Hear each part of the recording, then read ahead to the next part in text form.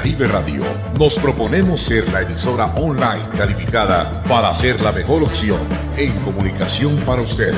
Nos preparamos en noticias, deportes, cultura, música y de entretenimiento general para que usted esté conectado todo el tiempo con nosotros. Caribe Radio ofrece el mejor servicio de comunicación digital para que las empresas se hagan visibles a diferentes públicos. Desde lo público trabajamos para el servicio y por el servicio social. Caribe Radio Online nos entrenamos día a día para brindar la mejor opción en producción de medios digitales. Caribe Radio, la radio del futuro. Al aire. Gente de Mundo, historias para contar, con el caballero del micrófono Juan Carlos Jiménez y la voz selecta de Liliana Gómez. Gente de Mundo, historias para contar.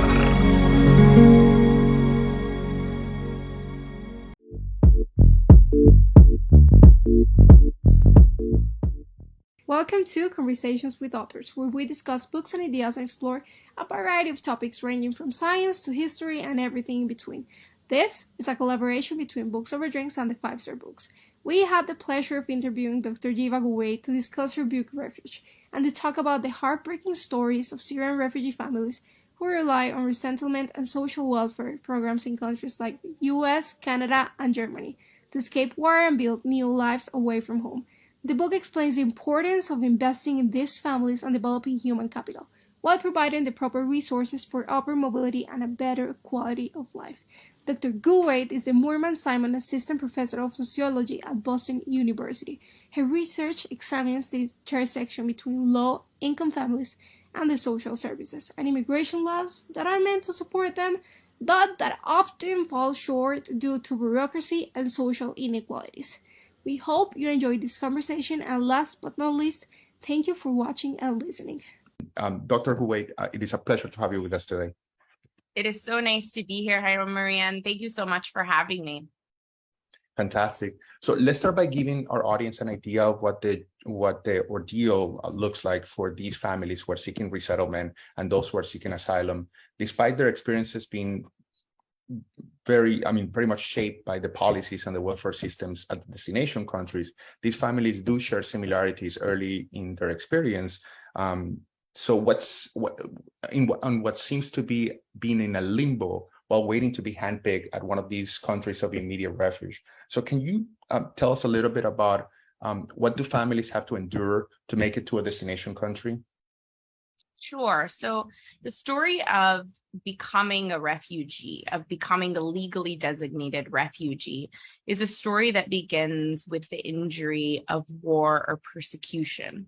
And in that sense, people's displacements, whether it be from Syria, from Ukraine, from Eritrea, or even from Guatemala, or countries in Central America that have also seen a huge exodus of people, or Haiti, of course, all kind of start in a similar way, right? We have this idea, or we have this popular representation of displaced people based on their victimhood, based on that moment of injury. But when we actually look at it, everybody shares, a life, right? A life that was established in a place with loved ones, with neighbors down the street, with a home that they resided in, with connections that they have, with the store down the corner, or the school teacher in their children's school. And in the moments of displacement, whether that be due to a war that disrupts everything, whether it be individual displacement because of persecution at the hand of a gang, for instance, whether it be domestic violence, all of these things are hugely disruptive to lives that are established. So when we talk about displacement, when we talk about that first moment, we're talking about an injury of loss of all of that familiarity, those connections, that sense of home, places where people feel that they belong, where they feel safe. So everybody in my book, and all of the world's displaced, which at this point is 1 in every 95 people is displaced from their home. So it's unfortunately a common experience. All of them share this similar injury of loss and hurt and a lack of a sense of belonging, which is where the story in Refuge as well in the book begins. Thank you, Heba. And this book covers the life of refugees who benefit from resettlement programs. Yet, this is a small number compared to the millions that remain displaced and living in places like Jordan, Lebanon, immediate refugee. What are these families' future? So when we talk about then, displacement, so if we begin with the story of displacement that I've just described to you, and we look at what happens next. So for, the majority of the world's displaced people, they're really not going to even leave their country of origin. So right now, for instance, in Syria, there's about 6 million people who are internally displaced. The acronym is IDPs, internally displaced people. Now, for those who have the resources and ability to leave, and ability, by ability, I mean physical ability as well, because you have to be able to move, to cross borders, to pick up your stuff, to pick up your children, and also the financial resources to move. For those that do move, they end up in countries of immediate refuge, which is, as you described, countries like Jordan, but in other places in the world, that looks like Mexico. It looks like, Bangladesh. It looks like all of these countries that are immediately proximate, Iran, all these countries that are immediately proximate to the country where the injury is happening. But unfortunately, when you think about it in terms of a sense of global inequality, and I like to put it within the global sphere because that's how you can understand that's the issue of displacement, is that these countries are also in the global south. They're also countries that, in the world development indicators would be called developing or low income countries, right? And this is the result of course, colonial histories, of exploitation, of inequalities that far predate this specific moment of refuge. And so both the people who are displaced, right, are fleeing the ramifications of this history of colonialism. For instance, we know that Syria was colonized by the French.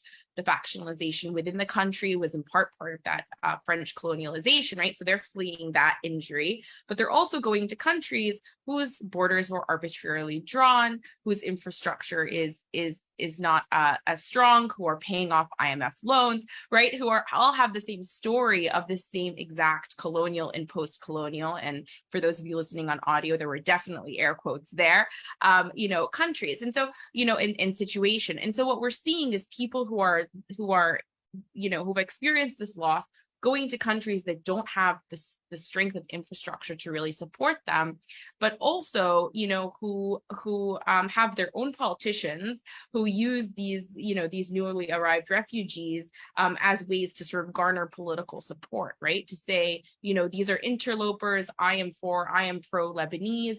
We have our own problems. We have our financial crisis. We can't support these folks who are coming in. And so there's a lot of this rhetoric that also gets sort of spewed about these people. So what ends up happening is that, when you arrive to a country of first refuge, which is where most people go when they leave, you don't have a hospitable environment there. So folks are sitting here saying, okay, I've just experienced this injury. I've just had to leave my country as a result of it. And now I'm in a situation where I'm undocumented. I don't have medical care. My children don't really have access to schooling, and I'm not better off, right? I escaped the war, I escaped the danger of war, but is this what refuge looks like, right? Is this what I actually want for myself and my children? And so people end up, again, those who are able and those who have the resources, moving again. And some people end up moving in the form of asylum, which is what we saw, people getting on boats across the Aegean Sea. For instance, in 2015, there were about 1 million people who chose that route. Or for people who, are very lucky, for a very lucky few, they might get resettlement. And resettlement is where someone who is in this country of immediate refuge, so you have to already be outside of your country of origin, gets selected by a government, right? First by the United Nations and then by a government for vetting in order to travel to a destination context, right? So for instance, in my book, you have people who are vetted for travel to Canada and vetted for travel to the United States. And while the Canadian vetting was truncated, the United States vetting is a little bit longer, it was about 2 years, that time period is is a time period in which, again, you're living undocumented without the resources, etc. So it's a very difficult and perilous situation in these countries of immediate refuge, whether you decide to put your family's, life and safety at risk by taking the boat ride, which, nobody would do, if the land was safer than, unless the water is safer than the land, as the poem goes, or if you're one of the lucky few, you get resettlement. But the vast majority of people, vast majority of people do neither, right? They stay in countries of immediate refuge. And so the global South remains the site of the humanitarian support for the vast majority of the world's refugees. One of the things that I thought was quite heartbreaking is that you explain that some of these families have to like sell their furniture and go to these extreme lengths to finance these things that can ultimately go either way. And yeah, a couple of examples where people literally sold everything to then be, well, it wasn't rejected, it was suspended or put in a limbo. Yeah, and this is such a familiar story, I mean, there's also cases, I didn't see this myself, but there's also reported cases of people dying while they wait, of people, children writ large in the book, have interrupted formal education. So a couple of people were able to keep their children in school, but even then, the quality of education was so poor that when they got to the United States, they really had to work hard to compensate for that time lost. I mean, there's even a term in development literature called students with interrupted formal education, SIFE, as a result of what these situations of protracted displacement do to families. So waiting and time is a huge theme here. I thought about writing a chapter in the book on waiting and time because, the loss that comes as people wait, the way that their time is devalued and wasted, is really a huge feature of how our displacement system globally destroys people's lives.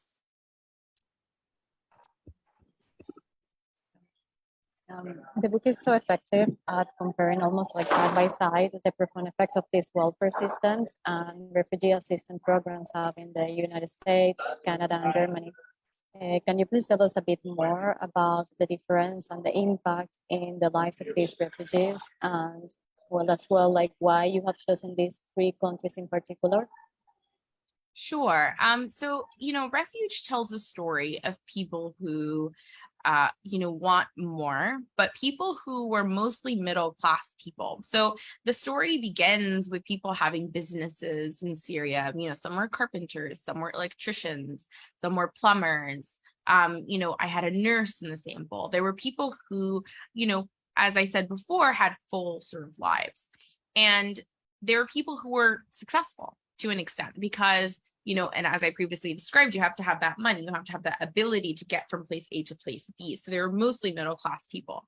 And so what was interesting to me is what happens when middle-class people, when the same kind of skilled people with similar skills, end up in different countries. What do we see, right? What do we learn about how they're able to express themselves, how they're able to be in those countries? And, my departure point came from this idea in the literature, in immigration literature across the social sciences, but also just in the way we talk about immigrants, even if you're not a social scientist, which is that we assume that how people do in a destination country is shaped by the skills and abilities that they bring with them. So this person is successful. Yeah, well, he went to college in his country, and so now he's here, and of course he's successful, right? Or this person is industrious, right? Worked hard, and so he came from his country to this country, and he worked hard, and now look at him, so successful, right? Us immigrants, we say this all the time, right? We have this in our minds all the time. When you actually look at it and you say, okay, you take the same person or similar people, they had businesses, they had lives, etc., and you put them in 3 different countries, and you actually see that their success is not so much contingent on their hard work, right? Because in all 3 places, people are working hard and trying really hard.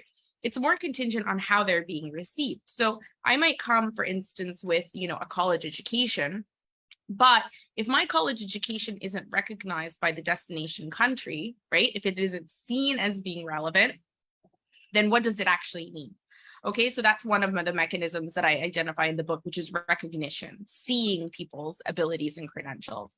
The second thing that I look at is investment, right? So now I'm arriving to a new country. Say I have the college education, say my college education is seen, say my English isn't so good, right? Does the country, is there a willingness to invest in me for 6 months, a year, in order for me to be able to learn the language so I can use that degree in ways that matter in that destination context, right?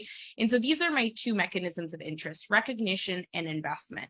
Are you seen for what you can do? And are we willing to help you get to where you need to be with what you can do? And really, you know, recognition and investment matters for the individual person.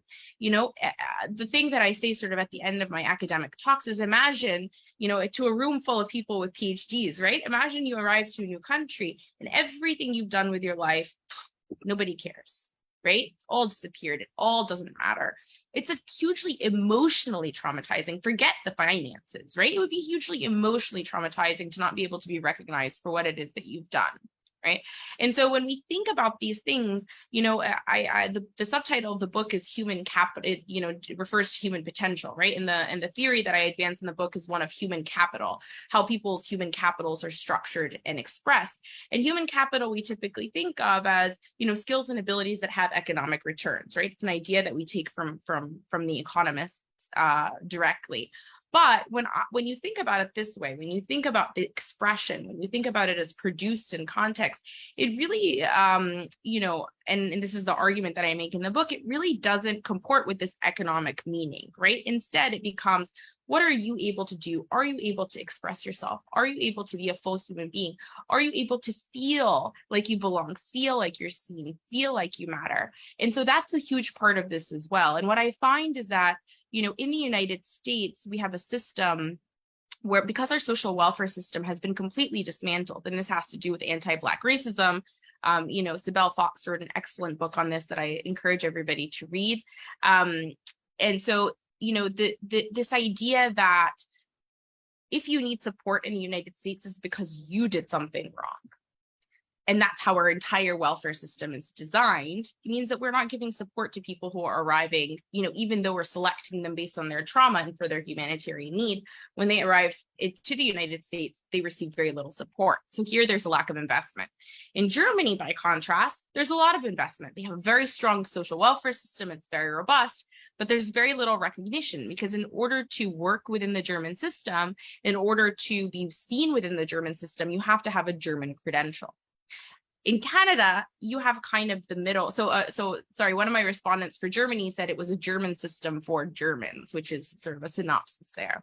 And in the middle is the Canadian case, where you do have some investment, you do have some recognition. It doesn't work perfectly, again, for a whole host of reasons having to do with Canada's own immigration history.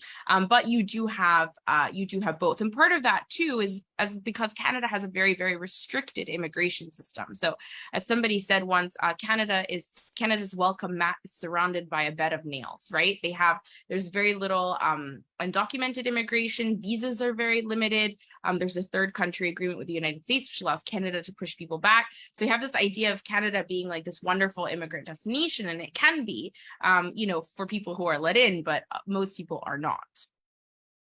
It's crazy. And some of the things that you touched upon, I just wanted to refer to about, you called it in your book imperfect transferability, and it's a fact that really these families don't just have their whole family history as a race and their family albums and everything left behind, but it's also what their identity. So whenever they get there, like if they were, you mentioned they had a profession, they were architects, they were butchers, they were whatever they were, like they really cannot transfer that into the US. Especially becomes more problematic in the instance of professions like nursing or anything that has to do with healthcare, because of how restricted those industries are. So I think that was one of the biggest takeaways for me, was how the inability to really transfer all of your skills into this new country, and regardless of what those are. Yeah, and you know, it's this idea of being seen too, right? And I think all immigrants kind of have this experience in the United States, a feeling, or in any destination country, right? Particularly when you're moving to global south, from global south to global north, is that you're not really seen for your full humanity. There's an assumption about your parents. There's an assumption about the kind of education you have. If you speak English, somebody will patronize you and say, oh, your English is so good, even though for me, for instance, I've had that said to me in a university classroom at Princeton where I was teaching, right? And getting my PhD. There's this idea, and it's not just for the displaced, for refugees, and it's not even just for immigrants, it's also for people of color in general, which is this devaluation of sort of your humanity and who you are baked into the system. And so that's a part of it too, right? Is this idea that when you can't express yourself, that sense of emotional loss, and lack of belonging, because you feel that you're not really seen. Yeah. And the other aspect that you referred to a moment ago about Canada versus the US, I thought it was interesting, was that they are literally crossing to poverty into poverty whenever they arrive in the US. And in fact, one of the biggest things one of the biggest tellings for this is the fact that the benefits will stop kicking in as soon as they hit the poverty above $1 above the poverty line. $1. Yep. Yeah. Yep. And that's how the American welfare system is structured, right? I mean, and this is, sometimes when I give this presentation about this book, one of the things that people ask me is like, isn't this just a story of welfare? Like, is this a story of refugees, or is this a story of welfare? I think it is a story of American welfare told through the lens of refugees, right? Or a story of welfare policies in general told through the lens of people who are displaced, because at the end of the day, these are the same systems that have structured inequality in these countries far before the first Syrian arrived to any of them, right? It's the same, it's just the way that we perceive, the way that the government perceives poverty, as whether it be as an individual failure, as in the United States, or in Germany, something that the state seeks to mitigate, and reduce. And so it's a very different sort of perception and approach to what it means to be poor and how we think about the poor. And the reason why the German state is so generous is because for a long, long time, they were very, very insular, right? They did have immigrants, but they just didn't imagine them as part of the German polity. And so their welfare systems are structured for Germans, right? So the idea being that, we are taking care of us, whereas in the United States, because our politicians are predominantly white, and because low income people are disproportionately people of color, you don't have that same sense of we and us that you have, for instance, in a more culturally homogenous space. And in your book, you speak a lot about, and the stories that you tell are about more so focus on the adults, but I was going to ask you, what is the difference between the experiences of young children and adults going through the social welfare system and the incorporation systems in these destination countries? Yeah, so my book does not center the experiences of children, but of course children were part of the my life and part of the story. And what's really interesting is that I think that people who arrive young, so when you're in a low income family, you're always going to struggle, right? In terms of access to clothing, things that you need for school, the stress level of your parents. Like, I've definitely gotten phone calls from, the children of people who have arrived now that they're, adults, calling me to say, my parents are really struggling this month. I don't know how to help them. Do you know of any jobs that are opening up? Do you know of any, anybody who needs help with any, to try to sort of support their family? So there's definitely that aspect of it. But I do think that if you arrive young enough and you're able to learn the language, you do have a better product, because these families are also hyper focused on education for the most part. You do have the prospect of sort of going to college and creating a better life than your parents had. And this is the goal, this is the dream, right? So parents will tell you all the time, my time is over. I've sort of lived my life. My life kind of got, derailed by this war. My life was taken from me. But all I can hope for now is that for my children to have a better life than I do. And families really do dedicate their resources to that. However, what I have observed is if you arrive at the age of 15, 16, and you're not really able to benefit from the American educational system, or the educational system where you arrive, this is also true of Germany, because the Germans have a very regimented system for access to education. So if you arrive at that age of 15, 16, which as we all remember is already a hard and complicated age, it's very, very difficult to break into that system, to get the education that you need, to get the language that you need. And what I see is a lot of folks who did arrive in that age range end up kind of dropping out, but also taking jobs to support their families, because they tend to have also, parents who are a little bit older and therefore not as able to provide that financial support. So it does really matter when kids arrive here, and the results are really varied in terms of what they're actually able to do when here. Just a question about talking about children. What happened to those children that actually lost their parents in the war or in the immediate refugee? So I don't have any cases of that in my book, so I can't really speak to that or what happens to them. They don't in the resettlement program. Unaccompanied minors are not really resettled. Some of them might make it to asylum seeking countries, but again, you have to have the resources to do that. So they would probably be traveling with a family member. So I wouldn't have seen them because they would probably be mostly in the countries of immediate refuge. But, I imagine that because the Syrian community is very much, one to take care of their own, I imagine that people will probably take them in, but I don't know any of the details on that. That's it. In your book that I found quite interesting, one of you interviewed Zachariah, a father of two boys. He mentioned that living is a math problem. I'm interested to learn a bit more, to know your thoughts about it. Yeah, so Zachariah says living is a math problem because, he was describing to me. So initially, when I began this research, I am a firmly middle class person, right? My father is a university professor. I was studying for my PhD at the time. So I don't have any experience prior to this work with the Department of Social Services or with welfare policy, right? I have been, fortunate enough to never have to apply for welfare assistance.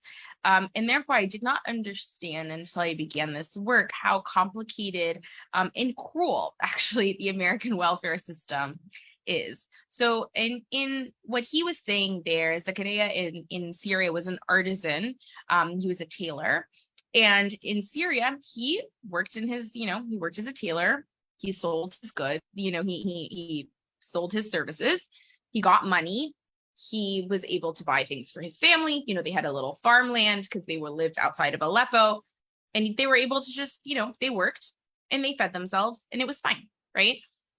What he's saying is that in the United States, despite the fact that he had a job, what he had to do was make sure he earned enough from his job on the books, right? So earned enough formally with checks, with government checks, with checks from his employer on the books in order to be able to qualify for things like the earned income tax credit, which is a tax subsidy, but works little enough to get welfare, right? Which, as Jairo said, because if you get $1 over the poverty line, it formally, right, informal work, then you lose your benefits, right? Now, the idea is that it's not that he was trying to scam the government to continue to receive benefits, but that working for minimum wage in the United States, which is the jobs that these men could get, right, we're not giving him a living wage. And so at the end of the day, he needed to find ways to supplement his income, which was low, but higher than the federal poverty line, with all this government assistance that he could receive. So the earned income tax credit is for low income families, but not poor families. So if you were, so he would earn it working a full-time minimum wage job. However, welfare is for families that don't exceed the federal poverty line. He was trying to receive both. A lot of these families are trying to receive both. And so they tried to earn some money off the books, but most of their money, some money on the books, but most of their money off the books. And so this is what I'm talking about with this math problem, right? It's algebra, right? It's like C needs to be what, A plus B equals C, right? C needs to be your living, what you need to live in the month. A is the money that you work on the books. B is the money that you work off the books. It's multiplied by these, by this federal assistance note, and you can't, one cannot get higher, one cannot get lower than a certain amount, and it has to somehow equal what you make, right? Now, Zakaria, what's really interesting about Zakaria is not literate. So he's not literate in Arabic. I think he might have, some issue with, a learning disability. Sometimes things flip for him, and, never undiagnosed, right? There weren't these kinds of services in Syria to help him do that. So he wasn't literate in Arabic. He spoke English pretty, ended up speaking English pretty well, but still, the reading and writing was hard for him. But he did all this in his head, right? He did all this math, and he had to do it. It was survival math. And so this is what I mean when I say, in living in America, or when he said living in America is a math problem. And unfortunately, for an outsider looking in, for another middle-class guy who was also in the book in that chapter, looking at Zakaria doing his math problem, all he's seeing is that Zakaria does not want to work full-time on the books, right? Zakaria does not want to work full-time for this employer and receive a check for full-time work. And he's judging him because he's saying, oh, he just doesn't want to work. These people just want to scam the government, which is a common also refrain we hear from a lot of middle-class immigrants looking at immigrants that are poorer than them, right? That they're trying to scam the system. They're making everybody look bad. But actually, when you see it from the perspective of Zakaria, you recognize that he has to do this very complicated mathematics, and he wishes he didn't have to do this because it's actually too complicated and a very stressful way to live. But this is the condition at which the American system sort of puts him. And you see it also with other low-income people having to do the same math problem, having to juggle in order to be able to make ends meet and to survive, to have their families survive. What a terrible situation. So let's switch to discuss the screening process, which is, it's another whole topic. Your book explains the political positions on the conservative positions on refugee programs, and even mentions the impact that these families suffered by, for example, the Muslim ban, that an executive order by then President Trump. These positions are also echoed in other nations' histories, such as in Canada's former Prime Minister Stephen Harper, who limited the refugee acceptance numbers, quoting national security concerns. Yet the vetting process these families are subjected to seem to be quite thorough, if not extreme. So, what are the facts behind these concerns present in political rhetoric? Yeah, when you look at the way that refugees are vetted, so this, of course, is for resettlement and not for asylum, because in asylum, people just show up, right? And in Germany, there hasn't been an issue. So, when you talk about fears of terrorism, you have right now, Syrians comprise about 1% of the German population. And, things are fine. There was the conversation about the Cologne, the sexual assault that happened in New Year's Eve several years back, but we don't actually have proof that any Syrians were involved, right? It's unclear who was actually involved in that situation. So what you have is, this fear, all this language of these people being dangerous without any kind of substantiation. And the thing is that it's always racist when we describe people from a specific region of the world or from a specific background as being more dangerous, or imagining them as being more dangerous than we are.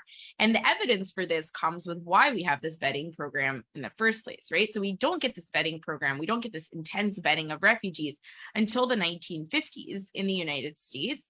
And the reason that it's introduced is because of anti-Semitism that was tied also to the Bolshevik scare, right? To the Red Scare, to the fear of communism in the United States at the same time, right? McCarthyism. And so what you get is the sense that, Jews are coming in order to disrupt American society, that they have different morals and values than American society. So it's this hyper anti-Semitic language that's being used in this time, and therefore this security and this intense vetting is introduced in the 1950s. And Edward Corsi, who at the time was sort of head of this resettlement apparatus, which wasn't formalized in the way that it is now, just looks at it and says, this is insane, right? And he's quoted as saying, this is crazy, like this is completely unnecessary, it's cruel, like why are you doing this to people?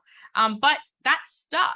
And it stuck so much that now even proponents of refugee resettlement will say, oh, look, it's such a thorough vetting process. It's so great. Look at how much we vet people. But underlying that sentiment, right, underlying that statement is the notion, the implicit assumption that these people require that much vetting, right? Even at the outset, as I said, in Germany, nothing happened. Even the case of Cologne, even if it was Syrians involved, imagine it was Syrians involved, which we don't have any proof of, but imagine it was, right? Does that preclude, or does that say that Syrians are more dangerous than other people, right? Are white Germans not guilty of sexual assault? Is this not, why is it that we always are trying to find these examples and saying, oh, refugees have never committed a terrorist attack. But if one refugee did commit a terrorist attack, does that mean that we dismantle the whole program? Does that mean that Zakaria too is responsible for this person he's never met and doesn't know and doesn't share anything with, right? So we have this idea of who we group as being responsible, right, as categorically responsible for each other's actions, and who we say is not, so talk about it. When we talk about what this securitization of refugees is, this language of danger, this language of the imperative of vetting, this extreme vetting, which, by the way, far predates Trump, right? So we're talking since the 1950s, and it continues to exist today, despite the fact that the resettlement program has been dismantled, which I do want to talk about in just a second. What we're doing is we're basically rationalizing racism. We're assuming that people who are displaced are more likely to be dangerous than you or me, which I just don't see any substantiation for. I mean, if anything, these people are fleeing violence, right? Which is how we got here in the first place. Had they wanted to be violent, Syria would be a better place to do that. You even say that in certain, certain politicians like to draw lines between refugees and crime rates, yet the reality seems to be that the refugees themselves often tend to be the victim of abuse and crime in these destination countries, and these crimes tend to go underreported. And does this happen because of their distrust towards authority, or are there any underlying reasons why this may happen? I think that you go in your book and you explain a couple of instances where they have been suffer these abuse and have been victims of racism and social stigmas. Yeah, I mean, it's very complicated because right now I'm actually working on a different project on trafficking survivors. And the survivors of trafficking, are people who are brought into this country and forced to work in conditions. So it's sex and labor trafficking, but forced to work in conditions, whether it be sex or labor trafficking, that are arduous, that are illegal and without pay and without recognition, and sometimes under situations of severe abuse. And very, very few of them go to law enforcement. And the reason for that is that people are fearful of access to law enforcement. They don't feel like it's accessible to them. And also they're predominantly people of color who law enforcement is not particularly, kind to, and not particularly known to recognize and to treat appropriately. And so what we have is a situation where, law enforcement does not, for a woman with a hijab, or for a man whose name is Muhammad, American law enforcement isn't where you go when you feel fearful, right? And actually, in this community, law enforcement behaved very poorly. So there was one guy who, as a result of, and this is in a footnote sort of in the back of the book, I didn't really know where to put it, but one guy who had mental health issues, he really suffered from sort of delusions for a while. It turned into seizures because he wasn't sleeping at night because, anxiety both about his family in the United States, but also he kept thinking about his mother, who did not have access to heating oil in Syria. So he couldn't sleep at night because he kept thinking about how cold his mother was, which is just like a heartbreaking, fact of how the interconnectedness that people feel around the war. But he began to get mental health treatment. He was hospitalized first and then began to get mental health treatment. And, after months of mental health treatment, there was a day when he decided, his wife said, you know what, we've been kind of in this mood for a while. Let's invite all of our friends over and have sort of a little party for ourselves. We can grill outside. And the community came over. And that day he had a mental health appointment. He called in the morning and said he wasn't going to be able to make it. Somehow that call ended up on an answering machine. Nobody heard it. And therefore, when he didn't show up to his mental health appointment because he was classified as a suicide risk, it triggered a mental health check. right? So typically your mental health check means that your therapist calls you in the house, or that somebody from the therapist's office comes to your home. But apparently, because he was part of the state mental health, nobody from the mental health office was able to come that day. His therapist wasn't able to come, and therefore it got escalated to the police. So the police showed up with 2 cop cars, sirens going, high beams on, dogs. They enter the home with the dogs. People, the men in the house, or the men and women in the house, could not speak to them quickly enough in English. So the police entered the home with the dogs and began to search for the man. The wife, fearful, picked up her children and ran out of the back stairs, triggered also by the trauma of, military men and people being at her door, which happened to her in Syria. She had actually 2 brothers who were killed in the war, picked up her children and ran out of the fire escape, which resulted in the police chasing her down the fire escape and grabbing her. And as a result of this, completely unnecessary show of force, right? Completely unnecessary re-traumatizing of somebody who has been traumatized and traumatized and traumatized. Do you think that that community is ever going to talk to the police again? And so what we have is these constant injuries, right? And this is why it's so important to bring race and the story of racism, the American story of race and racism into this, which is that, the Syrians are arriving and are being slated into an American racial structure.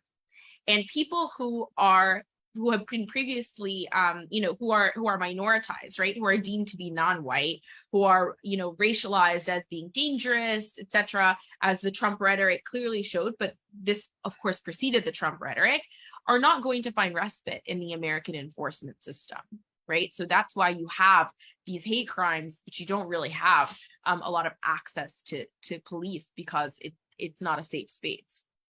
Terrible. I agree. Of course, they will never reach the police again if they face any issue, even if it's like that harm, like that bad, they will never do it. No, I mean, would you? No, I wouldn't. No. And speaking about mental health, we had one question about it. One aspect that get often overlooked in the book is that when it comes to refugees, is mental health and post-traumatic stress as a result of the war and the dire conditions at this camp. How prevalent is this in the refugee community, especially in children? I believe around 42% of Syrian refugees are younger than 18. And are there any programs and resources that treat the mental health assistance? Yeah, it's really heartbreaking. So, there's a couple of children in the study that did exhibit pretty severe separation anxiety, but also not being able to sleep at night, wetting the bed, right? All things that we know are manifestations of this. And the problem is that, you can get mental health support, but mental health support isn't developed to the extent as part of our actual healthcare system that allows it to be actually robust and responsive to the needs, for instance, of children in this situation. So one issue, this is a very logistical issue, right? That seems to be easily mitigated, but just was not, is translation. So you have a child. So Arabic has a lot of dialects. So I'm Egyptian. I could speak to Syrians.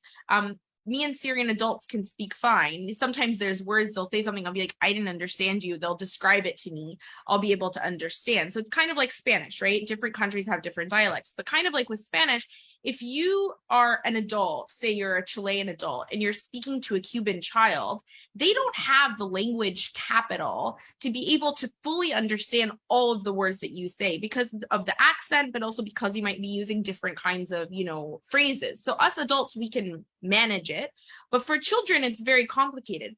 Also, if you change the interpreters every time, a child who is already anxious about doing this or uncomfortable is not going to be willing to participate, with all these different, you're going to have to break the ice, or even an adult, right? You're going to have to break the ice with a new person every time, even if the therapist is the same.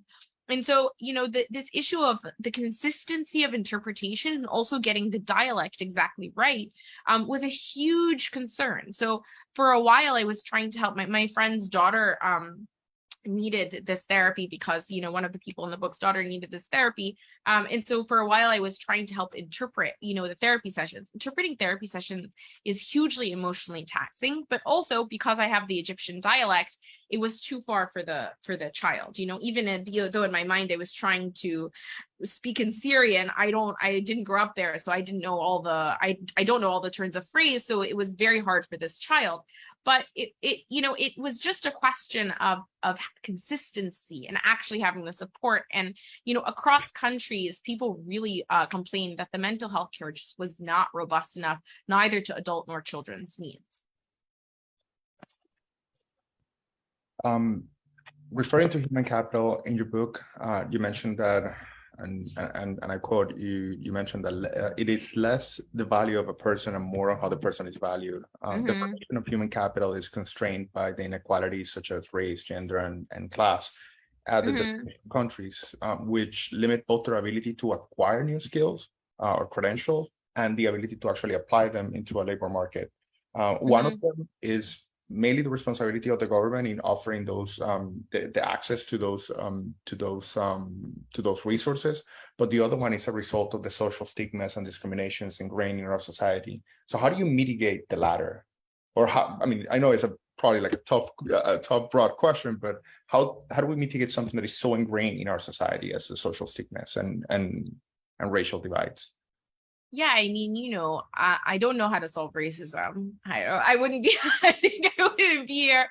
I'd be doing something else, I'd be like, solving it if I knew. But I do think that giving people access to resources, I think that allowing people the chance to be who they are fully, right? So I think that the way that I answer that is to sort of flip the script, to say we're not focused at a societal level. We're not focused on white people's perceptions of people of color, but instead the resources that people of color themselves have in order to be able to make a better life for themselves, because that's the only thing that we can actually advocate for, right? We can't actually change hearts and minds, but advocating for higher amounts of assistance, better recognition systems, systems that are much more humane, that recognize the full abilities of people is the pathway, I think, not necessarily to changing hearts and minds, that's something else, but to, making it so that their lives are more comfortable and more fulfilled, which is my interest, right? And so I really think that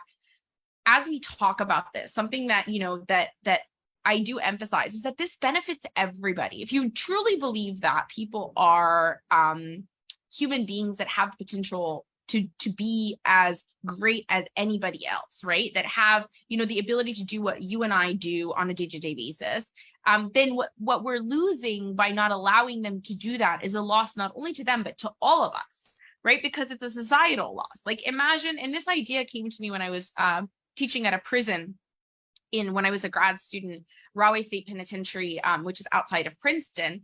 And, I was teaching these men, some of whom are there, on more violent charges, some of whom are there on drug charges, but, they've been there for decades, right? They've been there for years and years and years and years. And they were, just as responsive, just as smart as my students in my Princeton classroom. And I wonder, what if instead of them, instead of the kinds of opportunities, the kinds of resources that they had coming up, what if their lives were different, right? What if they actually lived in neighborhoods that were well serviced? What if they went to schools that were well funded? What if they had other opportunities for their lives than the opportunities that they went down? Imagine not only what their lives would be like, but what all of our lives would be like. How much human ability, how much potential, how much knowledge, how much creativity is lost when we deem certain parts of our society as being sort of, deletable, right? As being erasable, as being not important, as being not worthy of our investment and support. And so when we think about this, we really have to sort of expand our understanding of what it means to be a part of a society and what it means when we just, decide that some part of it is expendable. How that loss is not just a loss for that person, but a loss for us all. Absolutely. And Heba, well, we wanted to give you this space and ask you these questions. Like, is there any particular story you would like to highlight for our audience that you would like to share with us? Yeah, I mean, I'm trying to think of a good one, because you guys did give me warning that you were going to ask me this question at the beginning. I think that the story that, I mean, because I could do a positive one, or I could do one that kind of clarifies the case. So I'll do one that clarifies the case that's also positive. So Zafer, who is in chapter 3 of the book, I describe his experience of, his early experience here of getting fired from a job. And, he gets fired from his job because, it's raining. He doesn't have a car. It's actually snowing. He doesn't have a car. The train is canceled. He can't get to work. And the guy takes this as an opportunity to sort of fire him from his job. And he says, well, you've missed a lot of work before, but the reason he missed work is because his daughter had to have surgery, and because his father-in-law, who lived in Jordan, died of a heart attack after his house was destroyed in Syria, after watching footage of his home being destroyed in Syria. So this guy, after having lost his job, tries to get back on American welfare. He's denied the opportunity to get on welfare. And so he has to find work immediately. And while the first job was in a butcher shop, which is what he used to do in Syria, the only jobs available to him are kind of, shitty jobs. And the one he finds is to drive delivery for this Turkish guy who owns a shop. The only issue is Zafer doesn't know how to drive. So in the story in the book is him sort of learning from his best friend Amjad, who is actually his friend from Syria, how to drive by just watching Amjad's feet and literally driving off of the lot where he buys his car into traffic, with his phone on, avoiding highways, right? His Google Maps set to avoiding highways. But, that's a story that I have in that section of the book. And it's a story of sort of figuring out, but of also resilience, right? Of how people sort of find creative solutions, not great solutions, but creative ones to, this American system that is really damaging. But I want to tell you a second story about Zafer too, which is a story that doesn't appear in the book. And it's about so his daughter is deaf. And she was put, when they first arrived to the United States, she was put in a classroom, in a mainstream classroom, and not given even any English as a second language support, just put in, a regular classroom. And this lasted for 2 months. And so one day I get a call from him, and he says, on Friday, I have a meeting with her school, with people from her school. Can you come with me to interpret for me? I said, sure. He describes to me on the drive there what's happening, that they put her in this mainstream classroom, that he's trying to advocate for her to be moved. And in my mind, being the middle class, student in an Ivy League university that I am, I'm thinking, oh, I'm getting angrier and angrier as he's telling me this story. And I'm thinking, oh, I'm going to I'm going to make sure that they move this girl out of this class. Right. So I'm taking it upon myself to do this, to make sure that she gets removed. But we get there, and I don't say a single word other than interpret for this man, because he is so methodical and so precise and so controlled with his anger that all I do is just sit and interpret. I have to say, I do not say a single word. He made sure we walked out of there. His daughter was not only moved to a different school, he had the school board pay for her to go to a school for the deaf in Connecticut that is very exclusive, and he had a full scholarship for her, and there was a bus coming to get her from the house and deliver her at night, right? He was fully capable of advocating completely. All he needed was the language. And I was watching him just in total awe, right? I didn't even know that this could be the outcome of this event. I was just watching him in total awe.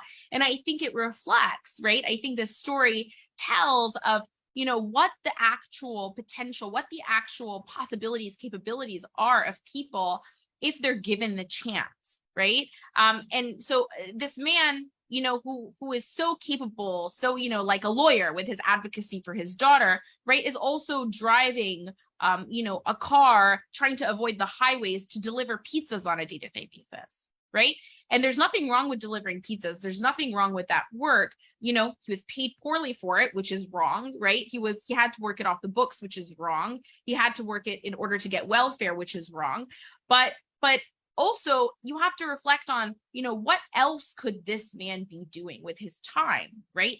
in addition or different from this. And so, you know, as we think about this, as we think about these people, as we think about these, you know, realities, we have to ask ourselves sort of what, again, is lost. And I think his story, you know, exemplifies that. Thank you, Heba, for sharing the story. I know there are so many fascinating stories that needs to be told, because where you're given the chance to tell them, to give them a word, a space here. So I really appreciate that. Thank you. And thank you for reading it. The book is called Refuge, and it's written by Dr. Heba Gowayed.